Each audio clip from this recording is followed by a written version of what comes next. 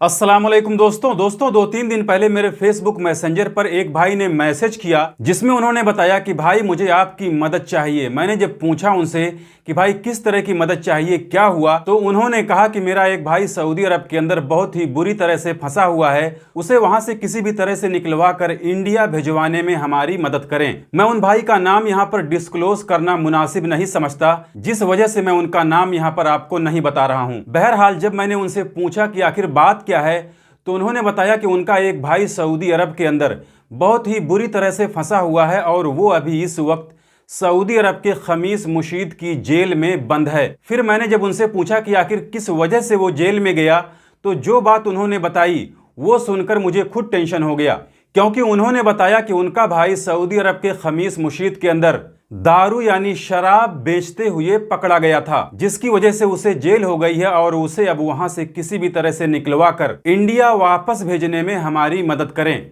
तो सबसे पहले मैं उन भाई साहब से माफी चाहता हूं और उन्हें बताना चाहता हूं कि देखिए, सऊदी अरब के अंदर अगर कोई आदमी किसी जुर्म में पकड़ा गया है और उसे जेल हो चुकी है, तो उसकी मदद मैं क्या एम्बेसी वाले भी नहीं कर सकते। जिस जुर्म में वो आदमी पकड़ा गया है, अब उसे उस जुर्म में उसे मिलने वाली सजा को काटने के बाद में ही उसे छुटकारा मिल सकता है। हाँ, अगर कोई सऊदी अरब में आकर अपने कफील के पास अपने कंपनी में फंस गया है, जिसमें वो अगर नकल कफाला लेना चाहता हो, खुरुज निहाई जाना चाहता हो, उसकी सैलरी वगैरह नहीं मिल रही है, तो इस तरह की जितनी भी समस्याएं हैं उससे निकलने के लिए, उससे छुटकारा पाने के लिए हम लोग उन्हें एक लीगल तरीका, एक कानूनी रास्ता बता सकते हैं कि ऐसा ऐसा करके आप इन समस्याओं से, इन दिक्कतों से छुटकारा पा सकते हैं। लेकिन अगर सऊदी अरब के अंदर किसी ने कोई जुर्म किया है, कोई अपराध किया है और बदकिस्मती से वो पकड़ा गया हो, जिसकी वजह से उसे जेल हो गई हो, उसे जुर्माने हो गए हों, तो फिर ऐसे लोगों की मदद मैं क्या एम्बेसी भी नहीं कर सकती है। उन्हें उनके किए की मिली सजा को काटने के बाद में ही उन्हें छुटकारा मिल सकता है, क्योंकि ये इंडिया नहीं सऊदी अरब है। यहाँ का नियम कानून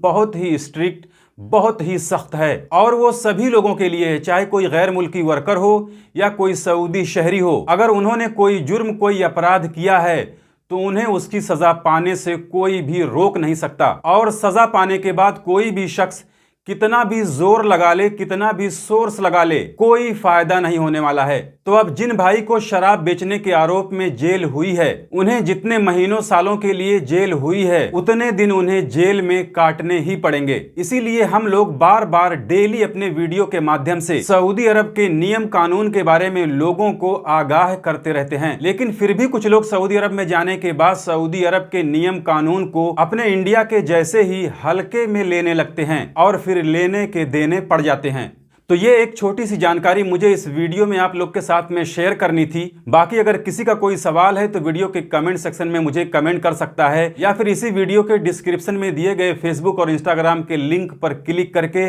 मुझे मैसेज भी कर सकता है, जिसका जवाब, जिसका उत्तर, जिसका आंसर देने की मैं पूरी कोशिश करूंगा। तो फिलहाल इस वीडियो में बस इतना ही। मिलते हैं फिर अगली वीडियो में, तब तक के लिए इजाजत दीजिए।